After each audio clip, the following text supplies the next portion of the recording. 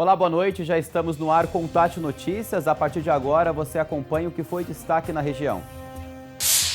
Setor de comércio lidera a geração de vagas de empregos em São José dos Campos. Cidade registrou saldo positivo de vagas com carteira assinada em julho. Municípios da região intensificam campanha de multivacinação. Em São José, Secretaria de Saúde amplia locais de aplicação de doses. Candidata à presidência, Simone Tebet cumpre agenda na região. Cepaz inicia processo seletivo com oferta de 300 vagas em cursos técnicos de graça. O Tati Notícias desta terça-feira está começando. Abrimos a edição do jornal de hoje atualizando os números do CAGED sobre geração de empregos. Isso porque São José dos Campos apresentou um saldo positivo de 313 empregos no mês de julho com carteira assinada. No saldo, os setores de comércio, indústria, construção e agropecuária apresentaram um número positivo na geração de novos empregos formais em São José dos Campos. Em contrapartida, o setor de serviços apresentou queda de 130 postos de trabalho. De acordo com o Ministério de Trabalho e Previdência, São José chegou a um saldo positivo também nos primeiros 7 meses de 2022. A cidade registrou 4.657 novos empregos formais. São Paulo lidera como o estado que mais gerou empregos no Brasil no mês de julho. Foram mais de 200 mil postos com carteira assinada. Mesmo assim, o saldo total ficou abaixo se comparado ao resultado de julho do ano passado. E entre os setores que mais se destacaram está o de serviços. A procura pelos serviços no Salão da Mari aumentou tanto que ela contratou 3 funcionários só em julho. Depois da pandemia, as pessoas ficaram procurando mais saúde e beleza, né? O cabeleireiro recém-contratado dá a dica. Se capacitar todo o tempo, estudar, ler, buscar. Entre todos os setores da economia, o de serviços foi o que teve a maior geração de empregos com carteira assinada no mês de julho em todo o país. Quase 82 mil. Depois vieram indústria e comércio. Foram quase 219 mil empregos formais abertos em julho no Brasil, segundo o Cadastro Geral de Empregados e Desempregados do Ministério do Trabalho e Previdência. Número menor que no mês anterior e em relação a julho do ano passado. Os indicadores mostram sim um retorno até do emprego, mas em um contexto de custos bem mais elevados. Dos combustíveis, à alimentação, ao crédito muito caro. Os estados que mais criaram postos de trabalho foram São Paulo, Minas Gerais e Paraná. No acumulado do ano, já são mais de 1,5 milhão de empregos formais gerados. O salário médio dos recém-contratados subiu de junho para julho. Embora o valor esteja abaixo da média do ano passado, o ministro do Trabalho vê pontos positivos. A participação da indústria e também a queda do desemprego são fatores que contribuíram para que o salário real das admissões crescesse. Os trabalhadores da GM de São José aprovaram ontem o reajuste salarial. Segundo o sindicato, a reposição da inflação será para salários de até R$ 9.100. Para quem recebe salários mais altos, será pago um valor fixo. Os reajustes também chegam no Vale Alimentação e redução de 50% no valor descontado do transporte. O acordo aprovado vai ficar em vigor por 2 anos. Pelo menos 100 metalúrgicos ocuparam hoje cedo a MWL em Caçapava e vão ficar em esquema de vigília para evitar que as máquinas e os equipamentos sejam vendidos. Eles estão sem receber os salários desde maio e continuam vinculados à empresa sem receber as verbas rescisórias. Em julho, a Justiça determinou o pagamento dos valores atrasados e ainda reintegrar trabalhadores que haviam sido demitidos, mas nada foi cumprido. Por isso, os funcionários vão se revezar dentro da empresa até terem uma resposta. Nós tentamos entrar em contato com a empresa, mas até o momento não tivemos retorno. Uma mulher foi atropelada por um veículo escolar no bairro Barranco Alto, em Caraguatatuba, também ontem à noite. Segundo a Prefeitura, foi aberto um processo pelo Departamento Ético e Disciplinar para apurar o caso. A vítima foi socorrida ao Hospital Estela Maris com ferimentos leves e passa bem. A polícia esteve no local, o motorista foi multado e encaminhado ao IML para exames toxicológicos. O caso é investigado pelo 1º Distrito Policial da cidade. Em Campos do Jordão, um vereador foi preso na noite de ontem. Policiais militares foram acionados para atender a ocorrência de uma suposta briga e chegar no endereço indicado na Vila Albertina. Encontraram uma testemunha que que constava como procurado pela polícia pelo não pagamento de pensão alimentícia. O caso foi registrado como captura de procurado na delegacia de Campos do Jordão. O homem permanece preso e está à disposição da Justiça. A assessoria do vereador não quis comentar o caso. Intervalo rápido e no próximo bloco eu converso com um médico especialista sobre os cuidados necessários para quem sofre de esclerose múltipla. Eu volto já.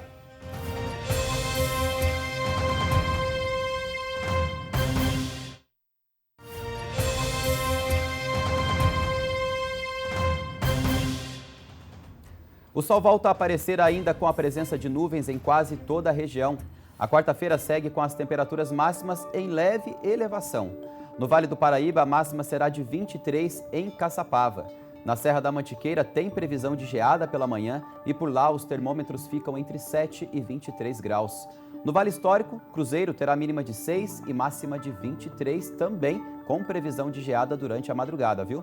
E para fechar, no litoral norte, Ubatuba registra mínima de 8 e máxima de 23 graus nesta quarta-feira. E a semana começou com uma frente fria que baixou as temperaturas e que estavam batendo a casa dos 30 graus no fim de semana. E para quem sofre de esclerose múltipla, os dias frios costumam castigar os pacientes. Por isso, hoje, Dia Nacional de Conscientização sobre a Esclerose, eu converso com a neurologista a doutora Alessandra Colombi pela internet, que vai começar já explicando se de fato essa temperatura externa interfere no bem-estar das pessoas. Doutora, seja muito bem-vinda ao Tati Notícias. Oi, Rafael, boa noite. Eu que agradeço o convite. Doutora, existe de fato mesmo essa tendência, né, para quem é diagnosticado com esclerose múltipla, de sofrer com alguns sintomas durante os dias frios ou os dias quentes, ou isso varia de paciente para paciente? Não, a gente tem isso como algo muito comum na esclerose múltipla, essas alterações de temperatura de extremos, tanto para o calor quanto para o frio, vir a exacerbar os sintomas nos pacientes, principalmente sintomas de cansaço, uma fadiga, algumas dormências. É mais comum de aparecer com esses extremos de temperatura. E, doutor, e como desenvolver um tratamento, né, efetivo, levando em consideração cada particularidade? Então, a gente tem os tratamentos onde a gente utiliza para evitar a exacerbação do quadro, né? Então, geralmente, os pacientes que fazem tratamento já crônico, eles sofrem menos com essas exacerbações. Com isso, a gente consegue prevenir um pouco mais. Mas a gente sabe que nem tudo a gente consegue retirar do paciente. Então, dificilmente eles vão ter sintomas graves, mas eles podem sim se sentir mais cansados e fadigados. E, doutora, quais os principais sinais, né, de que a pessoa ela está desenvolvendo a esclerose? Tem alguma idade específica que a doença tem mais incidência de aparecer? Tem alguma relação também genética? Sim, os quadros de esclerose, eles são geneticamente mais presentes, né? Então, a gente tem aí quadros de irmãos com quadro ou familiares. A exacerbação, não exacerbação, mas a gente tem uma predisposição ao sexo feminino, assim como doenças autoimunes de modo em geral, e predileção de idades de meia idade, entre 18 até 50 anos. Só que essa é a preferência. Só que a gente tem também crianças, idosos que podem ter esse quadro de esclerose múltipla. Doutora Alessandra, muito obrigado pela sua participação, pelos seus esclarecimentos nesse dia tão importante, né, de conscientização sobre a esclerose múltipla. Até uma próxima, doutora. Eu que agradeço o convite. Obrigada pelo tema. Boa noite. A campanha do governo federal contra a poliomielite e também a multivacinação para crianças e adolescentes de até 15 anos está com baixa em São José dos Campos. A Secretaria de Saúde ampliou os locais para a aplicação das doses para incentivar a vacinação. Erradicada há mais de 30 anos no Brasil, a Prefeitura de São José dos Campos iniciou uma campanha grande de vacinação contra a poliomielite, aumentando também os locais para a vacinação. E nós conversamos com a doutora Tereza Cardoso, que é chefe da divisão epidemiológica da cidade, que trouxe mais detalhes sobre os locais e também que a adesão na cidade está em 25% do público-alvo. Uma campanha tão importante, né, e que infelizmente a cobertura está baixa, mas a gente precisa aumentar essa cobertura para evitar a reintrodução da polio no país. Graças a uma campanha extensa que houve no passado, a gente não vê mais crianças em cadeiras de roda, usando muletas, por causa da poliomielite, né? Existe uma vacina para prevenir isso. Então eu passo um apelo aos pais que levem essas crianças para vacinar. Não queremos ver nossas crianças em cadeira de roda por uma doença que pode ser evitada por vacina. Eu faço um apelo aos pais que tenham crianças de 1 a 4 anos a levarem seus filhos aos postos de saúde, às unidades básicas de saúde, aos CIPACs, tanto no centro quanto no Vale Sul, para tomarem a vacina. Então você, pai, mãe, tio responsável por uma criança na cidade, leve este menor de idade para a vacinação contra a poliomielite. De São José dos Campos, Pedro Coralho. A candidata à presidência da República, Simone Tebet, do MDB, cumpriu agenda hoje na região do Vale do Paraíba. Pela manhã, a candidata visitou a cozinha piloto do programa Mesa Taubaté e fez uma caminhada com apoiadores do Calçadão até o mercado municipal. Na parte da tarde, a candidata conheceu as instalações do Parque Tecnológico, em São José dos Campos. Simone Tebet também visitou o Centro de Segurança Integrada. Agora à noite, a presidenciável participa de uma live na internet com apoiadores em São Paulo. O candidato Luiz Inácio Lula da Silva, do PT, concedeu entrevistas na manhã de hoje às 2 rádios e participou de uma reunião em um hotel em São Paulo, com governadores e também ex-governadores para discutir sobre segurança pública no Brasil. O presidente e candidato à reeleição Jair Bolsonaro, do PL, esteve em uma sabatina com candidatos à presidência na União Nacional de Entidades do Comércio e Serviços, em Brasília. Também participou desse encontro Ciro Gomes, do PDT, que em seguida realizou uma passeata de campanha ao governo no Distrito Federal. No final do dia, Ciro participou de uma live no Rio de Janeiro. Depois do intervalo, o CEPAS abre inscrições para cursos técnicos. É bem rápido.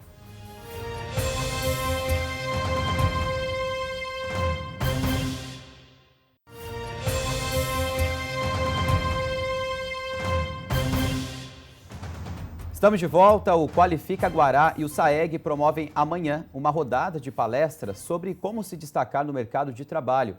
O palestrante Jacques Greenberg fez um convite especial para a gente, olha só. Olá, Guaratinguetá e região, meu nome é Jacques Greenberg e na quarta-feira, dia 31 de agosto, estarei com vocês para 2 palestras incríveis. É isso mesmo, quarta-feira, dia 31 de agosto, a convite da professora Mônica Veloso, uma grande parceira que sabe da importância da qualificação para aumentarmos os resultados profissionais e pessoais. No período da tarde estaremos com os líderes, com a liderança da SAEG. E no período noturno com jovens do Qualifica Guará, trazendo dicas e insights para uma recolocação profissional ou como conseguir o emprego dos sonhos. Conseguir fazer diferente para fazer a diferença. São pequenos detalhes que farão com que vocês consigam resultados acima da média. Já estou ansioso até quarta-feira, dia 31. Tá feito o convite, então Qualifica Guará fica na rua Santa Clara, no número 301, no bairro São Benedito. E começou hoje o período de inscrições para o vestibulinho do CEPAS, em São José dos Campos. Os detalhes com Pedro Coralha. Já estão abertas as inscrições para o vestibulinho do CEPAS. Então, você interessado em participar, corre para fazer a sua inscrição, porque elas vão até o dia 4 de outubro. E nós conversamos com a Ruth, que é diretora do CEPAS, aqui em São José dos Campos, que trouxe mais informações sobre as mais de 300 vagas disponíveis no CEPAS. São 310 vagas, divididas em 7 cursos. São os técnicos em administração, mecânica, manutenção de aeronaves em célula, edificações, eletrônica, Química e Comércio. Tem para todo gosto. As inscrições são exclusivamente pelo site do CEPAS. Tem um clique aqui, aí vai direcionar para a empresa contratada do vestibulinho, mas é www.cepas.org.br. Lembrando que CEPAS é com PH. Vale lembrar que também é possível pedir a isenção da taxa de pagamento para a realização da prova, que acontece também no mês de outubro. A taxa é de R$19. É importante que leiam bem o edital, porque até o dia 13 agora de setembro, quem se achar no direito de pedir isenção tem as condições descritas no edital e vai até o dia 4 de outubro essa inscrição. A gente vai retomar, com a prova presencial dia 9 de outubro no prédio da Unip no período da manhã. Resultado final 31 de outubro. Na próxima semana a gente já chama para fazer a matrícula. Então você interessado, corra, faça a sua inscrição, não deixe para a última hora. E lembrando que as aulas começam no dia 23 de janeiro do ano que vem. De São José dos Campos, Pedro Coralha. Oportunidade, de investimento na carreira. Olha só, aprovada em 2012, a lei federal que garantia a reserva de parte das vagas para estudantes que tivessem feito todo o ensino médio em escolas públicas entrou em vigor em 2013. O programa é voltado para estudantes com renda familiar de até um salário mínimo e meio por pessoa e ainda ser autodeclarado preto, pardo ou indígena. Desde 2016, metade das vagas são destinadas para o programa que ampliou o acesso de jovens às universidades.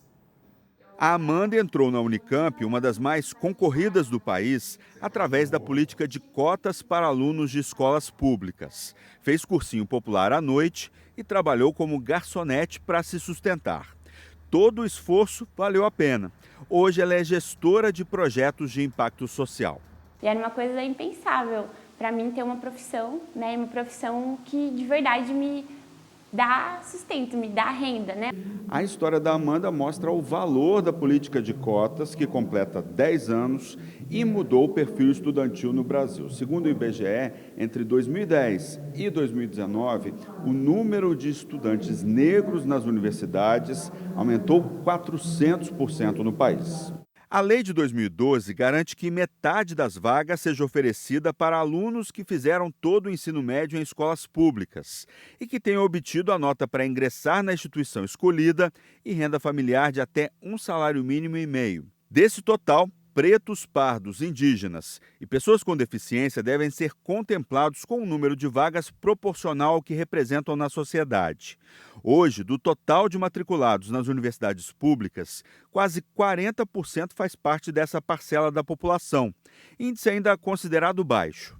Se a educação liberta, ela abre caminhos, novos horizontes para essa moçada toda entrar no mercado de trabalho, cada um na sua área. O desafio agora é aperfeiçoar as formas de inclusão. A própria lei prevê uma revisão ao completar 10 anos. Ela vai ser mantida e vai ser aprimorada, independente do número de projetos apresentados. Não há clima nenhum no Brasil para retrocesso. Assunto mais do que necessário, E olha só, não só para Amanda também, mas para todo mundo, todo esforço vale a pena, viu? Basta ter vontade e aproveitar cada oportunidade que a vida nos dá, Acredite no seu potencial sempre. O Tati Notícias de hoje está chegando ao fim. Às 9h30 da noite tem a primeira partida da semifinal da Libertadores. O Atlético Paranaense recebe o imbatível Palmeiras com transmissão ao vivo aqui pelo SBT. Até amanhã. Tchau.